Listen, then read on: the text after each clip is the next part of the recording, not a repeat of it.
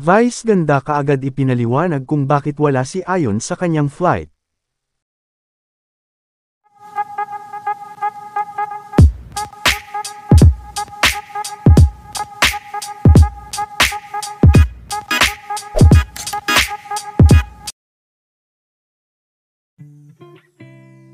Bago ang naging flight nila Vice patungo sa Los Angeles kanina, ay marami naman ang mga nakapansin na wala umano si Mr. Ayon Perez at hindi ito kasama ni Vice sa kanilang flight.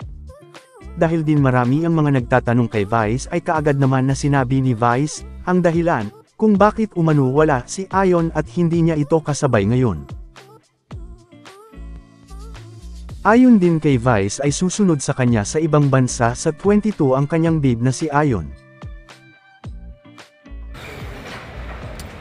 Ayan, sasama si Kuya Ayon, yes. Susunod siya dito sa 22. Nasa Amerika na siya sa 22 magkasama. Anong kwento mo ng teddy bear? Ayun, magkasama na kami sa 22. Tapos sasama siya hanggang sa Las Vegas. Tapos mauuna na siyang umuwi sa akin. Ng ilang araw lang. Kasi meron pa akong susunod na concert. Ngarag doon.